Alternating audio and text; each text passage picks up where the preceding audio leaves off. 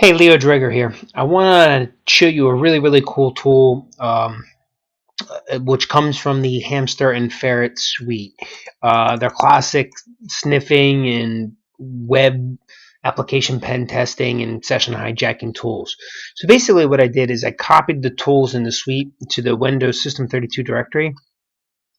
This way I can just run the tool from the command prompt. So it's hamster ferret, some icons, a cascading style sheets, and some JavaScript files. So let's open up the command prompt and type in ferret. And once you do that, it'll give you the syntax in which actually to use. So in this case, ferret-I and then the interface number, where the number is the interface to monitor. Now, a really easy way to check this is just to do an ipconfig in Windows, and basically they're numerically in order. So the local area connection would be 1, the tunneling adapters and everything else would subsequently go 2, 3, 4, 5, etc., etc., etc. All right, so we'll clear the screen. Let's do it again, ferret.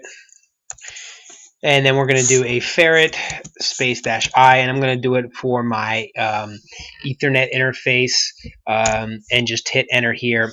And basically you can see, give you a quick idea, ferret 1.2.0, the name of the company who made it, the actual build, which it is. It's actually using the WinPCAP traffic analysis and sniffing driver, which is just packet DLL and the specific version. Now, in the older days of Windows and hacking, WinPCAP versioning mattered. For most part, I just install it nowadays, and whatever it is just seems to work. But that's based on the Unix libpcap device. It also says the device, so if I was kind of curious which one I actually selected by guessing in the dark and saying, number 1, you could see that it's the Intel, basically, network adapter card that I have on the system. And sniffing on that interface, it's an Ethernet interface and it's seeing traffic. So what I'm going to do basically is just open any web page. So we're just going to go to CNN.com and basically minimize that. And you'll be able to see the flood of traffic that basically gets dumped that this captures and analyzes. Now, not too much of interest in the sake that it's actually flooding, but what I would do is, actually capture this stuff that's going through my terminal and basically redirect that to like a static file where I could dig through it and actually dissect it, and then I could search. Because you can see some basic stuff like HTTP traffic and GET, and then the host and who that host is equal to and the URL, but it's, again, just not in an easy format in which we can look at, review, or analyze, etc., etc., etc.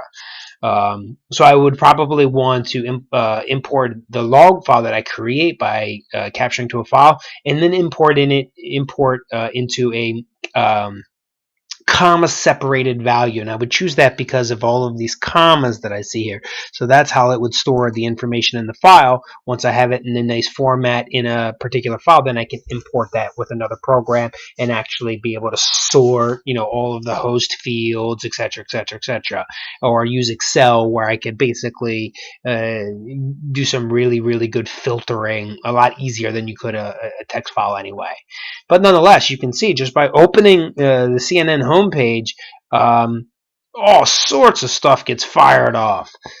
So you can see source addresses, names, all sorts of stuff in here. It's really would take you a good, half hour, 45 minutes to really dig through this, at least manually, and start trying to make some sense out of what realistically is going on. But I say, the value here is actually being able to filter this information.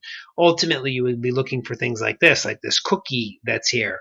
If you could determine some of the parameters in the cookies or anything that's stored on the client machines, etc., etc., etc.